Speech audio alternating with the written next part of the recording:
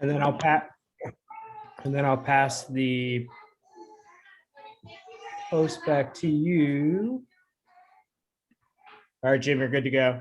All right, well, guys, we're getting ready to kick it off. We got about a minute to go, and then we're going to kick on the webinar part of it. So, Amber, I think I see you. I don't see you on here. Are you? And there's Jen. Hey, how are you doing? So we're in good shape. So we'll get this thing kicked off in about now, I guess. Are you guys ready? Sure. Okay, here we go. Well, thank you for coming tonight. Life's Co-Pilot is very excited to bring this group of people together for you to talk about aging at home support, basically how to support your loved one so that they can stay at home or stay at a lower level of assisted care or independent care or what have you. So we got a great panel here tonight. I'm looking forward to going through it. I need to start though with well, the cutest one is I don't know if he's going to talk much, but Nicole, I'm going to let you go ahead and introduce yourself, who you are, and ramble about the whole thing. Explain your company. Nicole has to run, so we're going to get her in, and then she's got more important things to take care of. So I'm going to let her tell us about who she is and what they can do to help you. Well, hi, everyone. I'm Nicole Hearn, and I am with Caregiver Homes. And yes, I have the cutest little coworker with me today who is under the weather. I apologize. So, but Caregiver Homes is a home and community-based service through the Medicaid waiver. So for folks who would like to stay at home and have a loved one provide their care, we allow them to do that. So the way that our program works is if someone would essentially qualify for nursing home level of care based on the amount of assistance they needed with activities of daily living, so things like getting dressed, bathing tasks, medication management, transportation, assistance with meals, all of those kinds of things. If there is someone in the home that is providing that care, we would support that family caregiver. And we do that in two ways. One is clinical support and oversight. We have nurses and care managers who provide coaching and education and emotional support for the caregiver. And then the other half of our support is financial. So we know that a lot of times caregivers either cut back on a job, have to quit a job altogether in order to care for their loved one. And so the financial stipend that they receive is designed to help offset some of the financial burden that is associated with being a caregiver. So because we are in every county in Indiana, we work very closely with the area agencies on aging. So depending on what county somebody lives in, so like for me personally, I live in Vanderburgh County in Southern Indiana. So our AAA down here is SWRCA. So we would work closely with the AAA in interested parties county to get them the waiver assessment, which is the piece that determines how much assistance they need day to day. And then if they don't have Medicaid yet, we would assist with that process as well.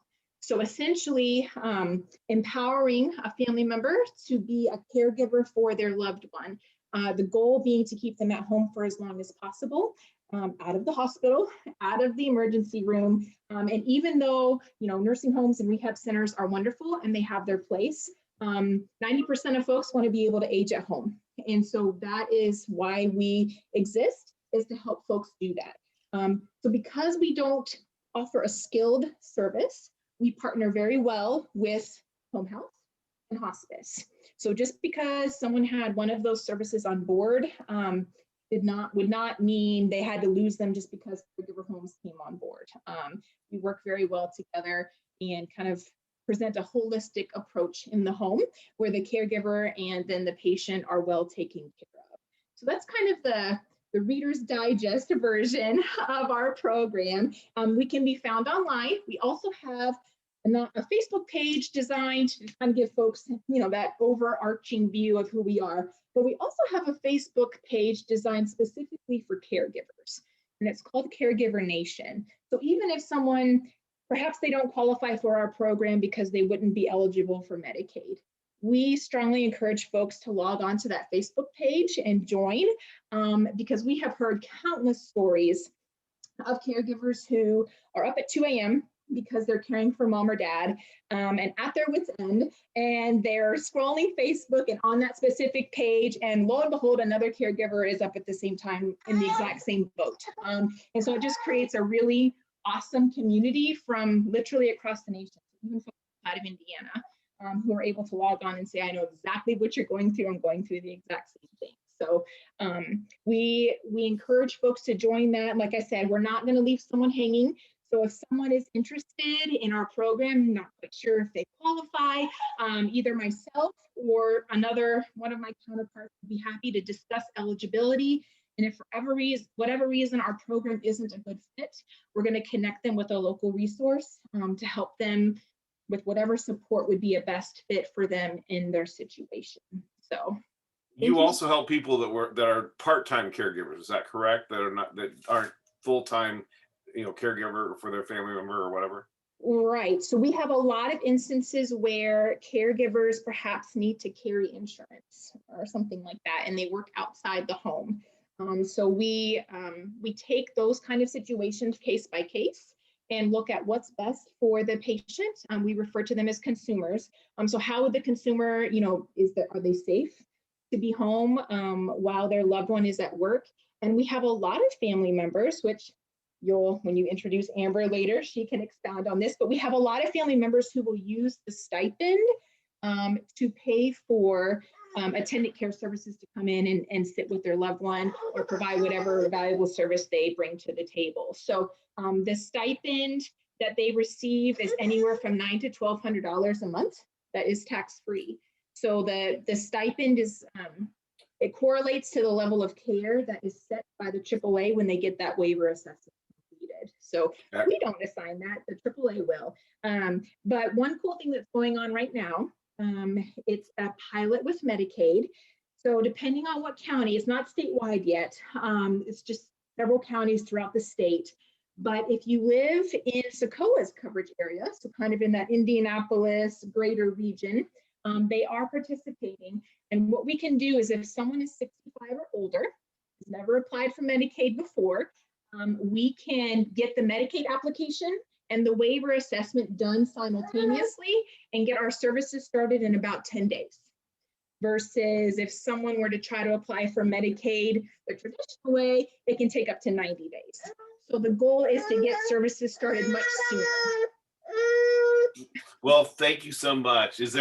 I want to make sure that your message got out, because this is a great service that most people are not aware even exists. So that's why I want to make sure that information got out before you had to run off to your better job. So yeah.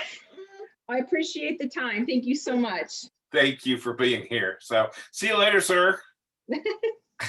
Okay. So Belinda, you're off to the right of my screen here. So I'll let you kind of introduce yourself and tell me who you are and what you guys do.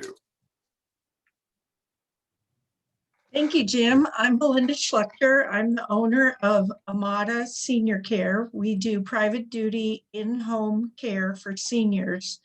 And our goal is to keep them living safely and independently wherever they call home. So we can help with some of those things that where they just need a little bit of help and then they can stay where they are. Bathing, dressing, toileting, those types of things. And we are also experts in identifying, navigating, and obtaining funding for in-home care. We're experts in long-term care insurance. We can help with VA aid and attendance, and we have some other options such as life insurance conversion and utilizing equity in your home. So we want to do whatever is needed to help people stay in their home, because that's the goal of most seniors. Well, very good. So Amber, I've noticed that Jim's having tech problems. So Amber, tell me who you are and what you guys do. Yes, so I am Amber Gerard and I'm with Home Care Assistance. Very similar to what Belinda and her company do. We offer non-medical home care wherever our clients call home. Sometimes that's in the house they've lived in for 60 years. Sometimes they've downsized to a condo, and sometimes they're in a CCRC or independent assisted living, anything like that. So We can start as minimum as companionship care, just someone to kind of stimulate the mind and have some social activities with, all the way up to 24/7 personal care. We partner really well with hospice and home health because they do provide that medical piece. And lately, with our national caregiver shortage, we've gotten really creative with even partnering with other home care companies too. We're all kind of in the same boat when it comes to staffing, and thankfully we all work really, really well as a team, and we put the client first. And I think that's extremely important. So we like to partner with other providers here in the community and provide a holistic approach to care. Well, thank you very much. Christy Freeze, you're a little different. So tell us about you and what you do. So I am a little different. Thank you for that intro.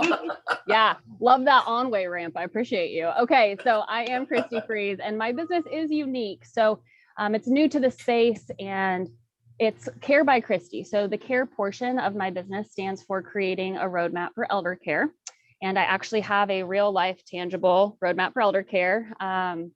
It's a 25-page guide that really gives you kind of that overarching from home with a loved one, home alone, all the way through that celebration of life planning, and kind of gives you, like, at a glance, a bird's eye view. You can kind of flip to whatever stage you might be in, or maybe a loved one or friend or family member is in, and give, actionable items of maybe things to research, things to look into, resources available. Really, my mission is to help family caregivers and healthcare professionals as well to really be of highest service without sacrificing their mental health and holistic wellness. I feel like we're all using that term, which I really love and appreciate, because it is that whole picture for the family caregiver. But also, my background is being in that healthcare senior living community sales space. And I know that after 10 years of doing this, if you have even 5 or 6 tours a day, or 5 or 6 families a day that you're communicating with, all of that energy is stuck to you. Typically, those in this space are very, empathic, and we very much hold on to the energy of others. And so I've created a Facebook group for family caregivers, healthcare professionals alike. It's called Mastering Your Energy as You Navigate Elder Care. And there are really, it's really empowering and encouraging those in this space to take really good care of themselves so that they can be of highest service to others.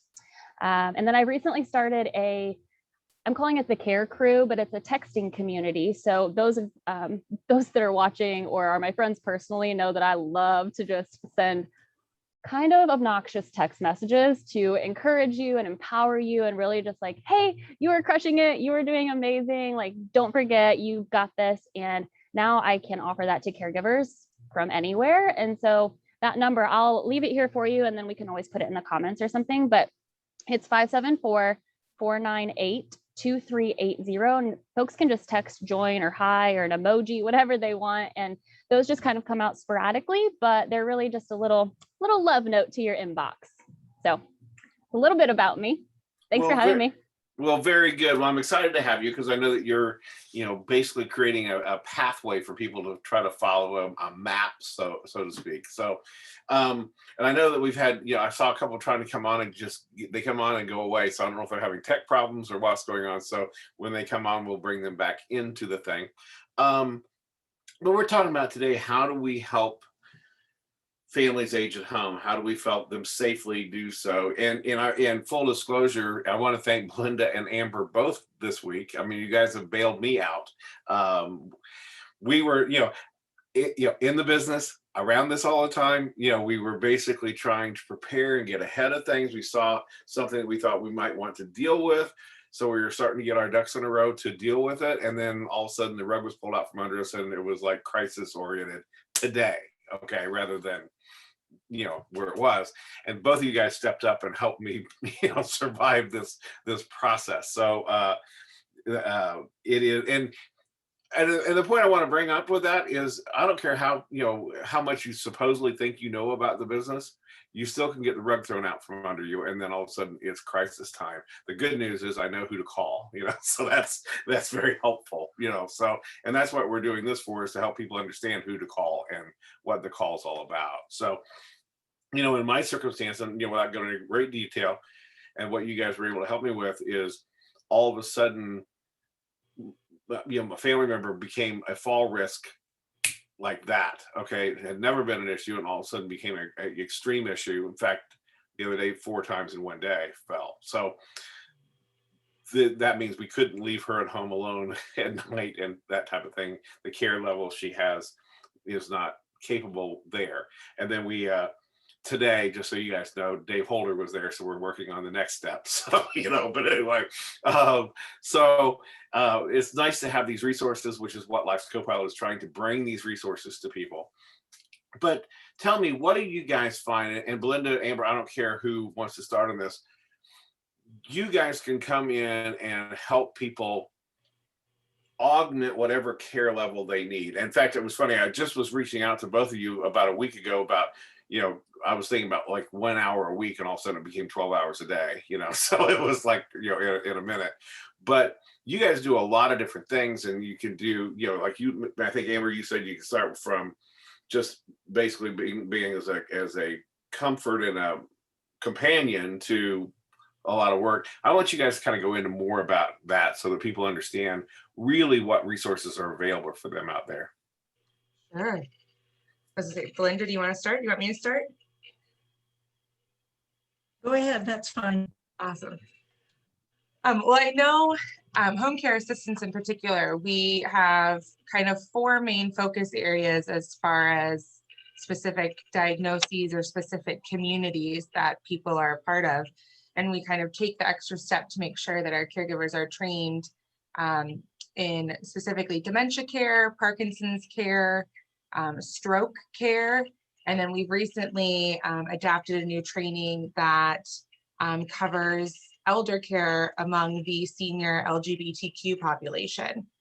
So we've really kind of made sure that no matter who comes to us and in what situation, that we have someone that can step up and do the training if it needs to be done, or we have people who are ready to go out and start their jobs. I know a big thing for us, a lot of families call us and they go, I didn't know that mom had memory loss. I didn't know mom was a fall risk. I didn't know that she had tripped and fallen a couple of times. Or, how do I know if mom's a fall risk? How do I know if there's memory issues? How do I know if she has dementia? And I know we have a couple of different things in place here in the office that we can do a site visit and kind of do an assessment, which is always really helpful for families who, have no idea that these services exist, and they have no idea how to even jump into the world of elder care. And when they are ready to jump into it, they want to be really respectful of their parents and their dignity. And so we kind of have some things put in place to do different assessments along the different steps of the way to make sure that they are safe at home. So I think that is, our number 1 priority. Belinda? So we cover the full spectrum of care. We always say that we would like to walk with seniors along their entire journey and support them along that way. So oftentimes our care will start in the homes, in private homes, like as Amber said, where people have lived for maybe 50, 60 years. And they maybe need help with just a few things, or they just need some companionship. It can be very minimal care, but it can help maybe take some of the stress off of the family who is always trying to rush over there and cover things and may have things in their own life that are competing priorities. So we can come in and help minimally, but we can go from, as Amber said, we can do companion care, then we can jump in, we can help with light housekeeping. Medication reminders are usually one of the earlier things. We can help make sure people don't fall. Falling is one of the top reasons that seniors end up in the hospital, and we can help prevent that. As you know, with your mother, it's very important to have, having an extra hand right there. You can keep them from falling. And then as the situation develops, we can add additional services such as bathing, dressing, toileting. We can do transportation, take them to and from their doctor's appointments. That's another reason, top reason for hospitalization is people don't go to their follow-up appointments. So we can do all those things. And in a private home, we can also help people coming home from rehab. That's a big need. People are worn out, they're tired, and they're still trying to recover, and they're weak. And they go home and they're afraid to fall, and they're going to need some help with meal preparation because they're not as strong as they were, and they need to build up their strength, and we can help them do their exercises and get through all of that. And then if the need ever comes where they need to move into independent living, we can help in that situation as well. In independent living, people usually get services like meals are included and laundry services, there's activities, but we can again help with those extra care, personal care items that they may need help with to keep them from having to move to the next stage, which would be assisted living. So we can go in independent living, keep them there as long as possible. We can also help in assisted living. In those cases, they usually have a nurse available and caregivers providing some care, but the needs of that client may go beyond what the community provides, like your mother's situation where she needed more than what the assisted living community could provide. We can be that person. We can also help additionally in long-term care communities, skilled nursing, where the needs again are a little bit above what the community. And then we also partner with hospice and palliative care and go all the way through the end of life. So we can kind of be there to do as much or as little as needed. We can do 24/7 if needed, or we can just do a few hours a week, and that's all some people need. Did that answer your question? Yeah, it's very helpful. I think that, again, what I'm trying to do too is just make sure that people understand that there's these resources there that can touch these different needs. And you've mentioned the palliative and the hospice and the other different people that can be part of someone's team. So now, kind of with that, we're talking about all these teams of all these different people. I know that Christy, if I understand your business model, you basically are trying to help people understand all these different things that are out there. Yours and Life's Copilot kind of mirror each other to a degree. We have some different methods of doing it, but you've got, so one of the things that we had some people that were going to be on this panel that other conflicts came up at the last second. What we were also going to bring up respite care, adult daycare. These are also different ways that caregiver can keep someone home, keep their loved one home with these other resources. So we're gonna have to cover the respite care for others who aren't here, but you guys are familiar with the concept and what happens on this. But where someone maybe needs to go on vacation, or maybe they've got kids having a wedding, or maybe whatever, or maybe they just need a break. A vacation, I want to, whatever, so there's capabilities of, I know Adult Day will do respite. I know that some of the communities will do respite, where they will, different time frames of, maybe a day, maybe 2 weeks, whatever it is, that loved one can be cared for while the caregiver gets some chance to care for themselves, I suppose is a good way of putting it. So. Yeah, I have a couple of thoughts real quick. Sorry, I interrupted you, Amber. So because my background is the senior living community space, that is also I know we're talking about aging in place and at home, and that's super important, but sometimes home is a community. Sometimes home is an assisted living or an independent living. And so sorry, I'm outside. This is what we get for being on the patio. But sometimes the benefit of doing a respite stay is that it gives the individual an opportunity to try that out without feeling a huge commitment to moving in and staying there forever. And it gives the family an opportunity to get some recuperation and to take care of themselves and to just get a break. So that's also just another side of respite. Yes, it is used for what you're mentioning, and it's super helpful, but it also is a segue into trying out a community without moving in and committing to a year or 2 years or whatever. And then the other thing that I wanted to mention that you talked about was respite and something else. I don't know. It'll come back. Caregivers needing a break. Oh, yeah. Yes. So I remember now. It's where I can kind of come in, and I actually just got a text from a lady I talked to this morning that she just didn't know how to have that conversation. So my overarching thing is that I know that people have loved ones that are increasing in care needs. They know that. They want to do the right thing for them. They know they need to do something, but they don't know what that something is. And so they will do nothing.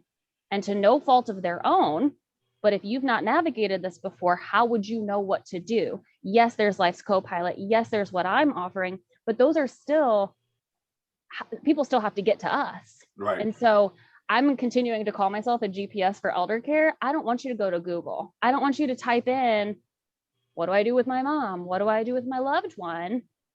It's going to be so overwhelming and daunting.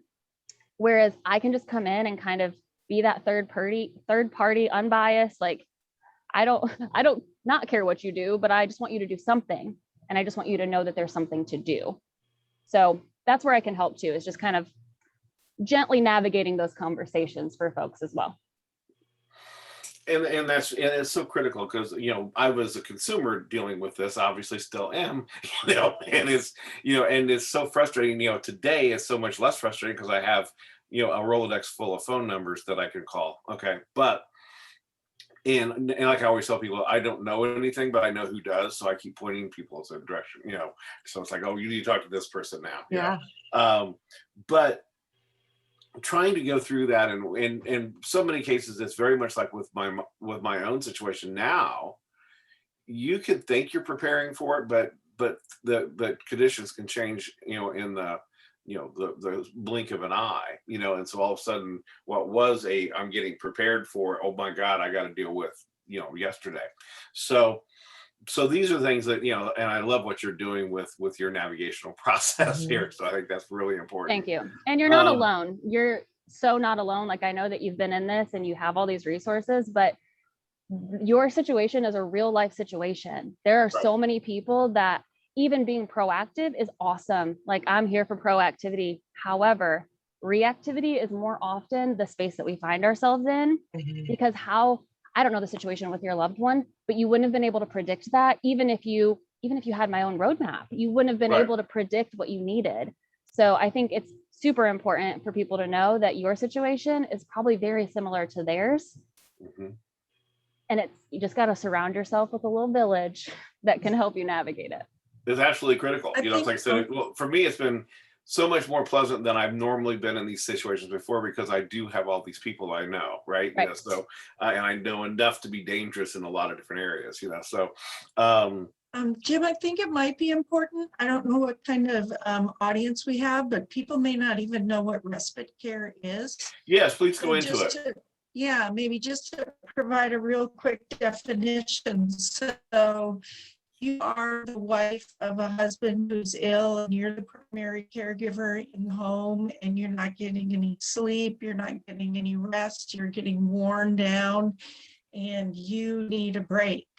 There is something called respite care where you can take your loved one to that community. Like Christy said, it can be all different kinds of communities offer respite care, where he can be taken care of, get everything he needs. Insurance will probably cover it, and you can get a break.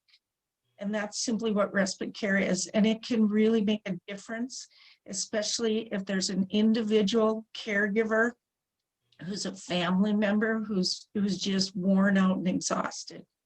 And some places will even offer for not only the person needing help to stay there, they'll also offer for the spouse to stay there. So you don't necessarily have to be apart, but you don't have to be responsible for the care during that time. And bringing someone like yourself in, or Amber's company, or what have you, also allows that spouse, if that spouse is the caregiver, to be the spouse again instead of the caregiver for a moment. You know, it gives them a chance to have those relationships, you know. Well, in another creative way, again, we're very transparent about the national caregiver shortage. And to be very honest, we have a waiting list of people who are very excited to use our services, and they're very excited to come on board with us, but we don't have the perfect fit for them in this moment. And so we've found that partnering with different communities, and utilizing their respite stays has been really useful, not only to build a community relationship from a business to business standpoint, but also to give our caregivers a rest, prevent that caregiver burnout. We've talked a lot of times too about how a lot of times it's the caregiver that has a drastic decline before the person they're caring for. So we get to prevent all of that happening. And we are still given kind of a little bit of a cushion to help us find the right fit, the right long-term fit from a caregiver perspective. So for people who are saying, I keep calling these companies and maybe they can't staff my area, or they don't have a lot of staff right now, that's a creative solution, a temporary solution that can get them through the next couple of weeks. So just an idea. That's a great idea. And I will say that, People don't know about. Go ahead, Linda. I'm sorry. I just said it's probably a great solution that people don't even know about. So I'm You're glad right, I you're getting agree. the word out on that. One of the other things we that's in this same space is like adult day. And, that's something I don't think a lot of people really know how that works. But if you're caring for a loved one, but you have to work to pay the bills and keep your insurance and do what have you, there's a many adult day opportunities out there where some of them will come and pick up your loved one and bring them to the facility during the day, and then bring them back home at night. Some of them you have to drop off. I guess it depends on the way their business model works, but that's just another resource. And then your loved one's back home with you that evening when you're off work, so that your care, for them again, kicks back in. But that's just another resource to help people be able to try to navigate all this stuff. It's and I don't think one size fits all. It depends on what the family's dynamics are, what their abilities are, what their stress level that they can cope with is, what all these things are all One coming into solution play. today is, it's okay if that solution doesn't work in a week from now, or in 2 weeks from now, or in a month from now. I think it's just like, Chrissy just froze on us. Oh boy. So, well, when she comes back, well, but it is, there's, trying to figure out ways to bring this support in. We talked about, like, on Dementia Friends, like, hi, there you are, you're back. So you froze about halfway through. So let you come back into finish your comment. I'm sorry. If you know no, where you're you fine. were. I'm sorry. Internet connection unstable. Of course. Why wouldn't it be? Yes, of course. I was just saying that it's okay if those needs and those solutions change. Like, it's okay if that changes in a month from now or in 2 months from now, and just continuing to evolve as your situation evolves. It might not be a one size fit all as it goes. Yeah, and I know Christy and I compare it a lot to the game Chutes and Ladders. I mean, you may start off in one, being independent, an independent living apartment is your starting off point, and you may progress along the playing board and have to slide back, and you may be hospitalized and go to a rehab, and then you keep climbing and you get back into your independent living, and then something else happens and we slide back down. It never just goes like this. As much as we want it to, it's always this. But I think being aware of that is the key. I think we have expectations in our mind that is this linear path. Yeah. And then when it's not a linear path, we're like, oh, well, we've done something wrong. We're not good at this. We can't do anything else. Mm-hmm. That's not true. Knowing that it's going to be ebbs and flows and kind of pivoting and redirecting, and that's okay. There's no shame. There's no guilt in that. It's all good. Yeah. And I would also go as far as to say there's no shame and there's no guilt, shouldn't be, if you can't do it. If you go, okay, hey, I can't, this is not something that we can do, my marriage will fall apart, whatever the deal is, we need more help. We need, I think so many people get this guilt laid upon them that if they don't figure out how to, that they have to do it all themselves. Yeah. You hear that a lot, don't you? Yeah, I actually do an exercise with people when I meet with them, especially when we're doing like a deeper strategy session together. And I have them list over the course of the day or the week, whatever duration they want, every single thing that they're doing for themselves, for their loved one, whatever. And then we go back through that list and we find the things that they actually like to do. Only do the things that you love to do. When you do the things that you don't love to do, you are sending energy that could be spent taking care of yourself, being of highest service to your loved one. And update, there are people that love to do the things you hate. I know for facts. There are people that love doing the stuff I hate. And so being able to pass that off and know that we are literally a team working together and everyone has a seat on the bus, it takes off that pressure to do all the things for all the people. I know one of the Yeah, and I top think- things that I always, oh, go ahead. I think it's really important too, and one of you has already mentioned this, you know, you're a daughter, you're a mother, you're a spouse, and by being the caregiver, you don't get to have that relationship. I mean, this is said all the time, but I mean, it's just a really, really important point that if we come in or whoever comes in, we can take off that burden of the things that you don't really enjoy doing, but they need to get done. Our caregivers are special, compassionate, loving people. They will do it with the best attitude. And you can have that relief so that you can renew that relationship of being a daughter, a son, or whatever it is, because especially if it's during the last months of life, you want to be able to cherish those moments. You don't want to be in the other room scrubbing sheets or, you know, doing things that are not enjoyable and not creating those cherished memories. I know one of the most common examples, I always like to give examples of when you would call in our services so people can find ways to relate.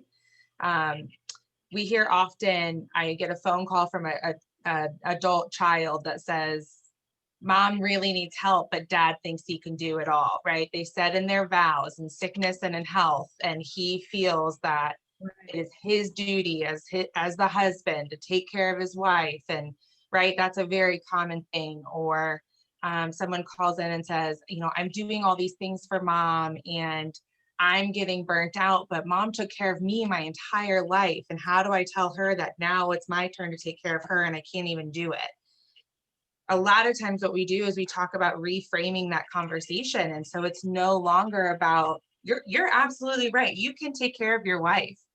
We are your personal assistant, right? We're not here to, you know, and that's how it's the gateway into home care, right?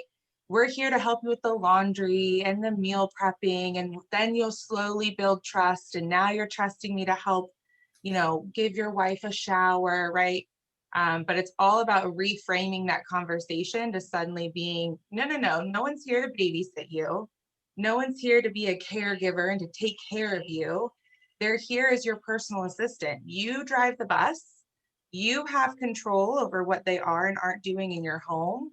You are the CEO of your household and of your family. And so you get to direct the ship. And reframing that conversation, I'd say probably 85 to 90% of the time is really kind of that turning point to introduce someone in so that we do, like I said, prevent caregiver burnout. And, you know, we're able to reframe our relationship with our loved ones so that it is a compassionate, open, welcoming, loving relationship, as opposed to, oh, I got to go pick up the groceries and drop them off, and then I got to go here and I got to go there. So I think reframing that conversation is always really important too. Well, this may sound strange, but I really kind of actually feel how this actually fits in here. The thing that most surprised my wife and I when we became grandparents was, you know, you always heard that, you know, the great thing about grandparents, you can spoil them and send them home, right?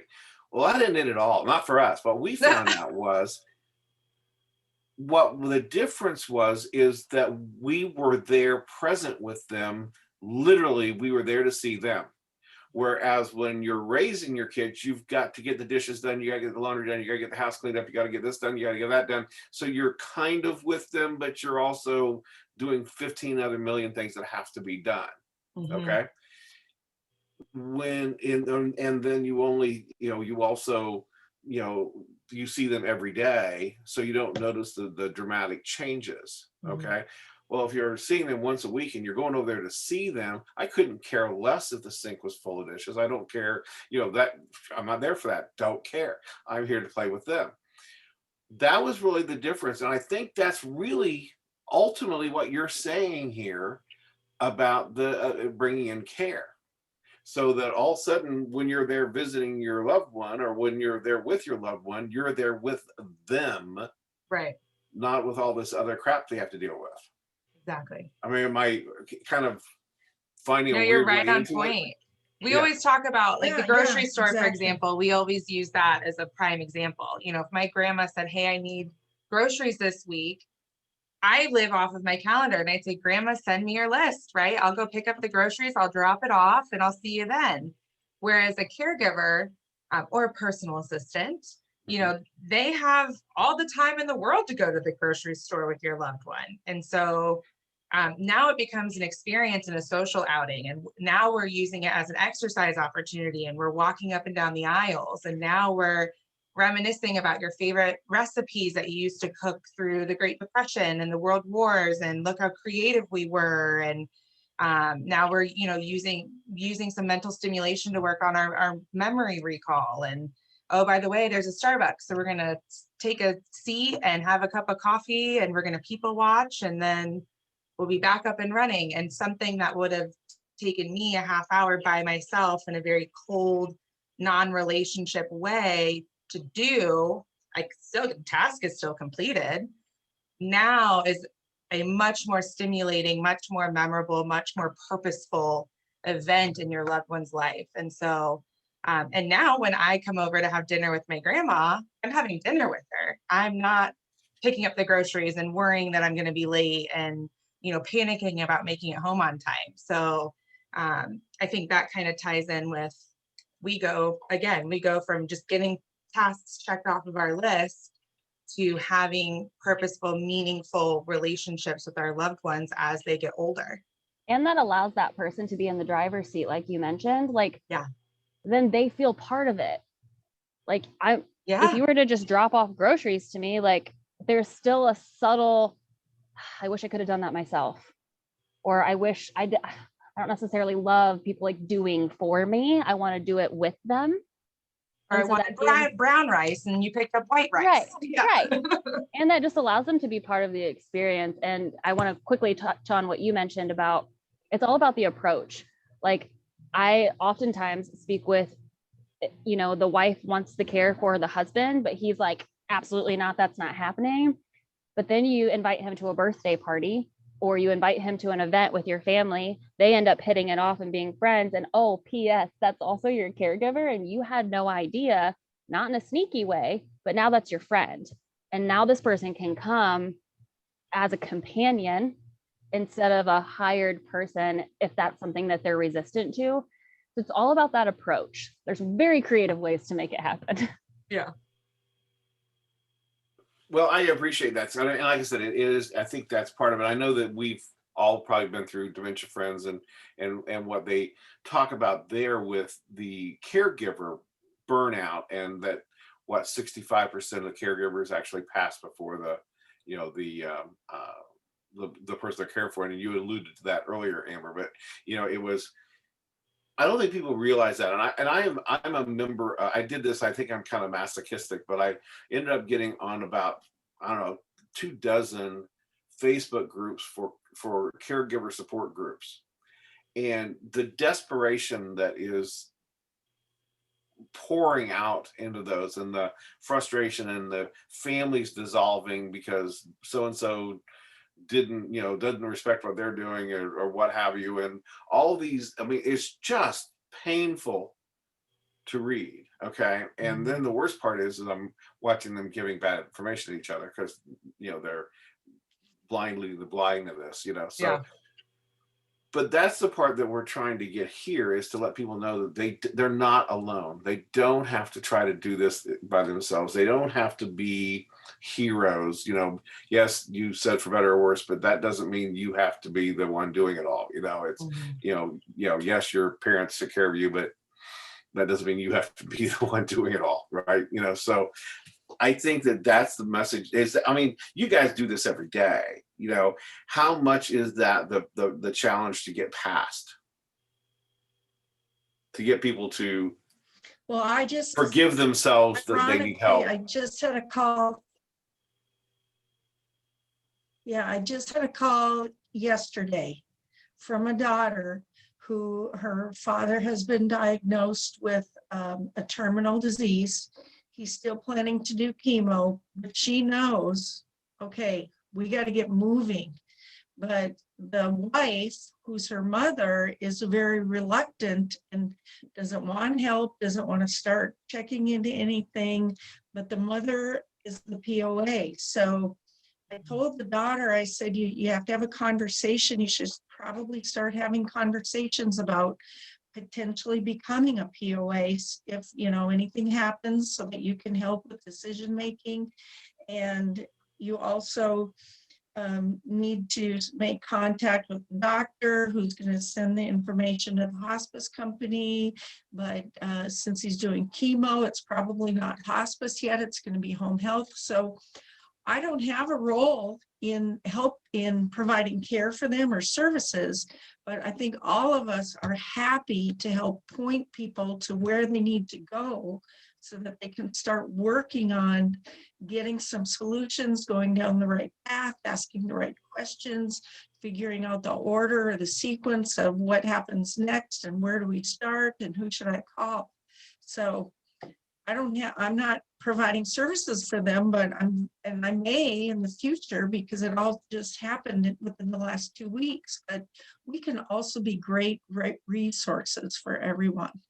I mean, that's what Christy's doing fully, but I'm sure Amber is in the same boat as we are. You know, even if you don't need our services, call us and we can help you with what you can start considering as the next step, so that you're not caught off guard and unprepared.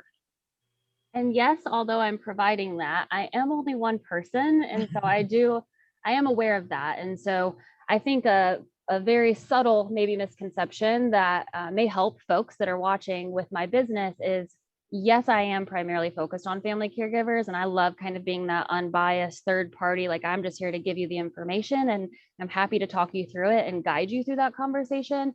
But also, I've been in the professional seat for the last 10 years. This is all I've ever done. And I know there are a ton of amazing resources that maybe they just need to get connected to the clients that they're trying to serve.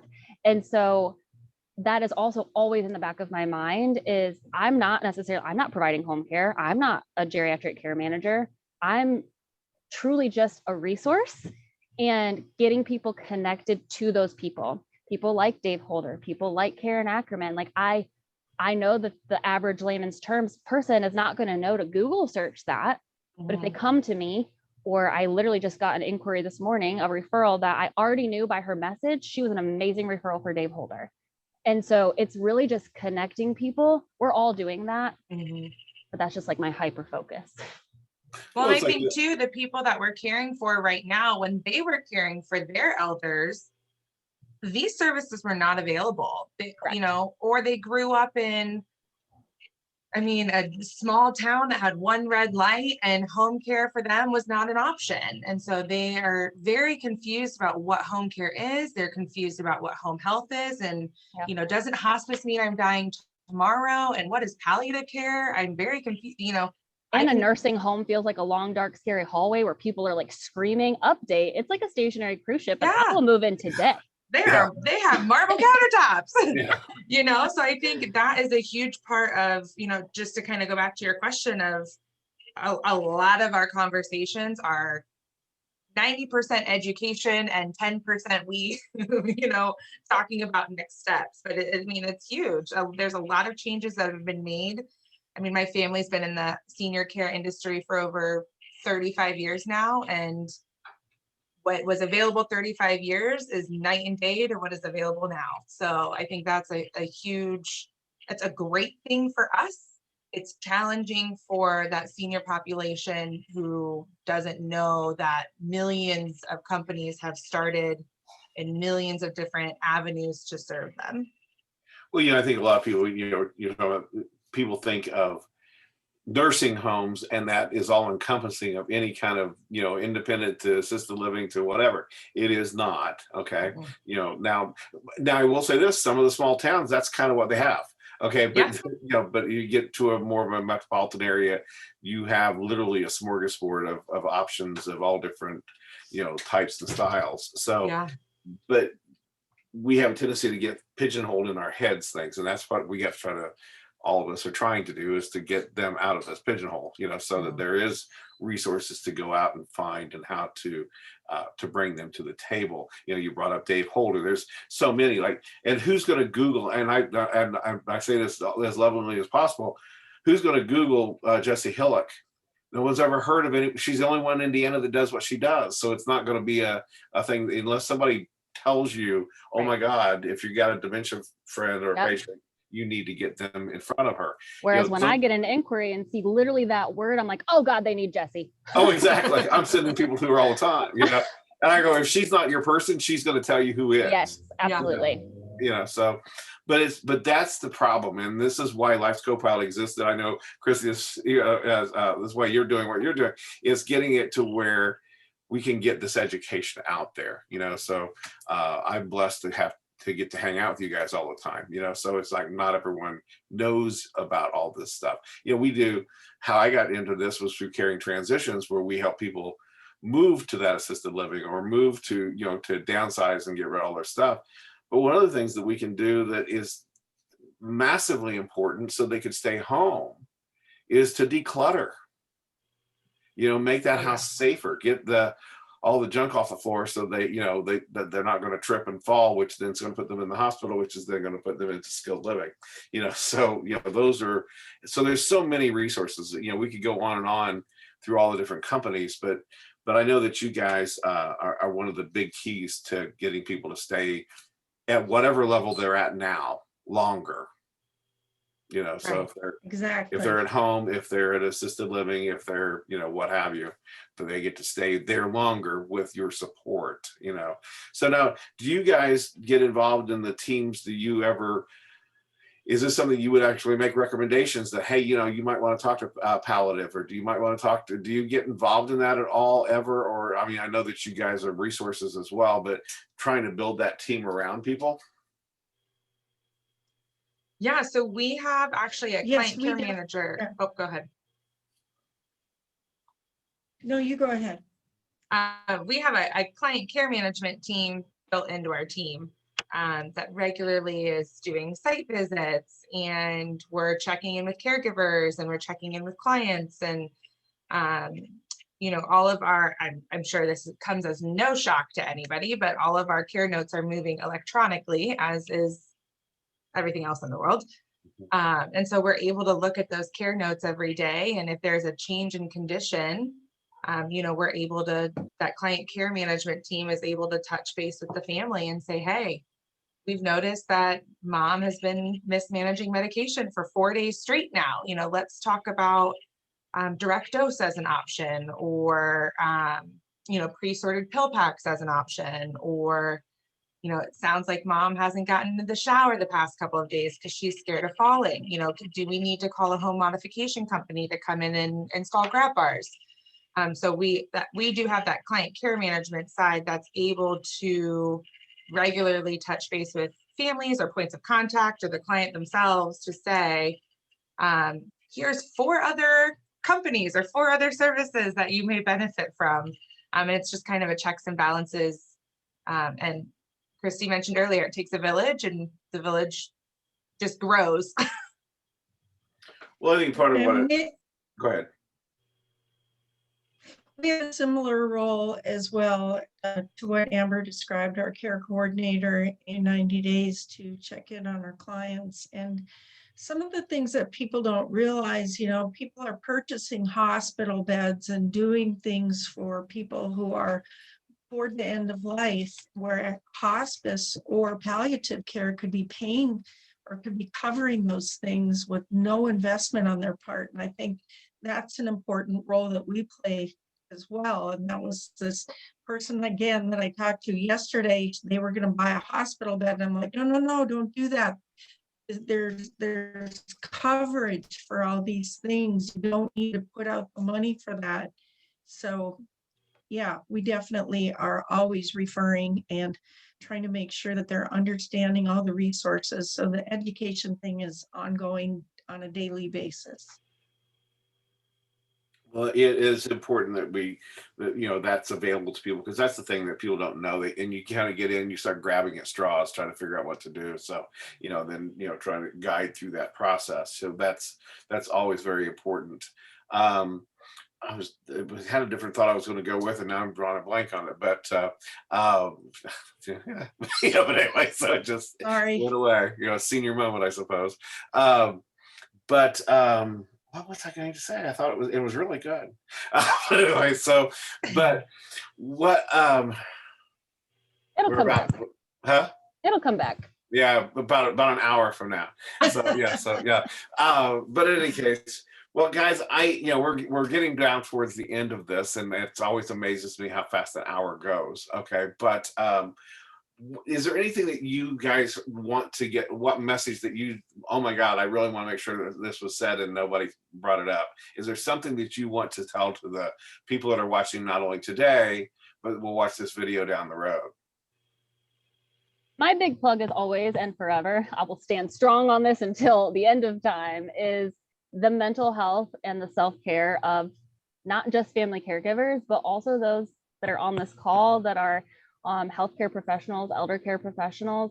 All that all of us want is to be of highest service for those that we are either caring for, working alongside, all of the above. And the way that we do that is by prioritizing our own self-care, whatever that looks like for you. It's going to look different for everyone, but making sure that that is on your calendar or worked into your day so that it is done is, I promise you, going to change your game. I've got tips galore at carebychristy.com. I totally agree with everything Christy said. And the other thing, I did mention this at the beginning, a lot of people are worried about how am I going to pay for this? And we are experts on helping them find a way to pay for it. There's a lot more resources out there and options than people realize. So I hope there's no one out there that's holding back just because they think they can't afford it, because there are many options that we can help with. Yeah, I think my big takeaway is just that a lot of people know that they need care and are either embarrassed or ashamed of that. And so a lot of times it's just about reframing that conversation and reframing what help in the home looks like, and just reassuring them that they are driving the bus and that they are the CEO of their home. And, we don't have to do everything alone. As a service provider myself, I don't do everything alone either. I have a team here in my office. I have a team of caregivers, and I have a team of people like, Christy and Belinda, of other healthcare supporters too. So this is not a one-man show. And as a caregiver, you are not a one-man show. It's all about community and, getting a little creative on how we're introducing these services into the home. But we just, it's bringing that team together and then trying to realize the fact that you can actually have a team. It doesn't have to be you. You can be directing the traffic, but you need to have somebody. And sometimes it might be nice to be able to say, you direct traffic for a couple of days, Right. So I need to, delegation station. Yes. It doesn't have to be hard. Out. Yeah. It doesn't have to be hard. It can be easy. Yeah. Yeah. And like I said, don't beat yourself up if you're not super person. Like we just had a great example of it today. I hope that she has the right voices around her right now, but Simone that just melted down because she's had the weight of the world literally upon her shoulders, self-imposed plus everyone else. Yeah. No one can do it alone. It's really what it comes down to, and I don't care if you're the best in the world, it still means there's times that you need someone that can help you off some of that off your shoulders, so. Yep. So, we couldn't have had a better example of that than just today, so if she has that issue, guess what? So do we. Yeah. So real quick, I'm going to do a screen share. I just want to show you what's coming up here so we can do that. Okay, so tonight we have the Aging at Home. We have one coming up on the 12th. That's going to be, I'm excited about this one. This one is about different accesses to medical care that you don't necessarily think about. So, there's some different groups out here that do things that other people don't necessarily know they exist. We got one coming up on the 24th on palliative care, because I don't think very many people even know what that is. So we're going to be covering that. One of our members is the Alzheimer's Association. They're having an event coming up, how to afford it.